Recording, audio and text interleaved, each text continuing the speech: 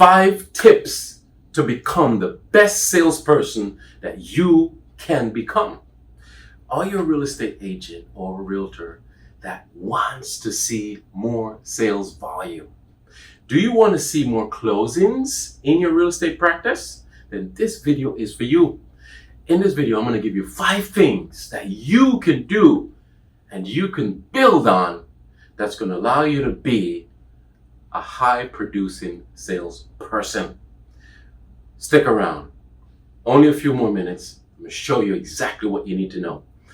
In the description of this video, click on the link, the 5 steps of the sale. It's going to help you to master your selling skills. So let's get started. Tip number 1 of the 5 tips on becoming that perfect salesperson. Tip number 1 is for you to get your mind right. You want to create a nuclear mind. That's what I call it, a nuclear mind. What's a nuclear mind? Page 51 of my book, The Art and Science of the Real Estate Agent. It's on Amazon. It's in the link below. Go to page 51. There's a nice reading on the nuclear mind. But I'll tell you this, you can create a nuclear mind by checking your mood meter, saying your mantra, regulating your thoughts, and taking actions. But what is a nuclear mind? A nuclear mind is a mind that is self-sustaining, it's powerful, it's regenerative. A nuclear mind is self-motivating, it's self-propelling. So you've got to get your mind right to be that number 1, that best salesperson. They always say to you, right? Let's say you have to have the right mindset. It's true. You got to be strong as a salesperson because you are going to get so much objections. Now, there's a technique to it to ensure that when those objections do come, you take them very easily and you just work them right off. It's important for you to understand that you need a powerful mindset. That's number 1. Number 2 is for you to set your financial production goals. I always like to say, begin with the end in mind. So you want to be the best salesperson, right? Well, you've got to not only just have your right mindset, but you also have to have your production goals. Money, you have to talk about money. So for example, begin with the end in mind.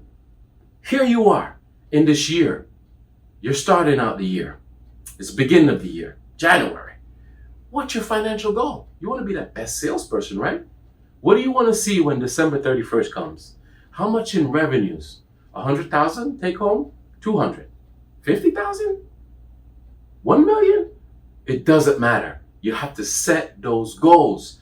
Best salespeople do that. They set the goals and then when it's annual, they break it down to quarterly. So you have quarterly goals. Then you break it down to monthly. You have monthly goals. I even like to break it down to daily. But I'll get into that another time. My daily technique is very special to me. When you set these goals and you know that you've gone through the month and you had a goal of 10 million to produce in sales volume, but you didn't. But you did create maybe half of that. You take the next half over to the next month. So I like to say set, reset, and carry it over. So if you set a goal for a particular time and you didn't get it, then you carry it over to the next time so you can catch back up. If in a quarter, the first quarter, you don't get your goal accomplished, you carry it over to the next quarter and then you can do it. You know where you are. Tip number 3, you have to create a prospecting plan. When you create this prospecting plan, remember, use your IGA formula. Remember, you get a blank sheet of paper, your income generating idea, IGA. You take that blank sheet of paper and you write every single idea that comes to your mind, that you see on a video, that you hear about, that you read in a book, and you put it on a list. And you create your prospecting plan from that IGA, that list. Mail out, call people, do postcards, do Facebook ads, do whatever. And you have a list of things that you could do to generate revenues, income generating idea. You have to create a prospecting plan. Number 4, you must have a following up system. The best salespeople, trust me, not only do they have all that I just told you, but they also have a superb follow-up system. Let's think about it. What could be a follow-up system for you right now? Your calendar. Me, my follow-up system, my calendar, my staff, my assistant, people that help me around me, my team. But the calendar, it's a big follow-up system. I don't do nothing without writing it down on my calendar. I don't care if it's to pick up my daughter from soccer practice or lacrosse, but it doesn't matter. Or to go to this event or to do this phone call. If I'm in a meeting right now and I remember, oh wow, I have to follow up on Tom, Dick, and Harry, I just quickly write it down the calendar after this meeting. Quick phone call, 15 minutes. While I'm driving so-and-so, do this. You have to have a follow-up system. Use your calendar. Put everything on the calendar. Remember that. It's very important. Number 5, you have to master your selling skills.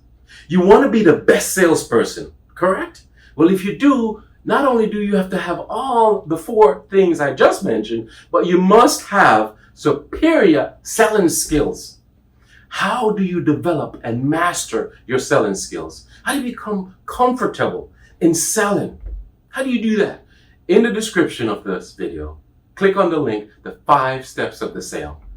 It will show you just how to master the 5 steps of the sale, which are conversation, curiosity, conviction, desire, and close. In the conversation step of the sale, you connect with your prospect. You get them to like you, to listen to you, and to trust you. And there's ways for you to learn that and master that and practice that. Over time, you can become such an impeccable salesperson. You want to be the best salesperson there is? These are the things that you need to do. My 5 tips to you, here they are. Until next time, I'll see you real soon. Let's go get 'em, Tiger.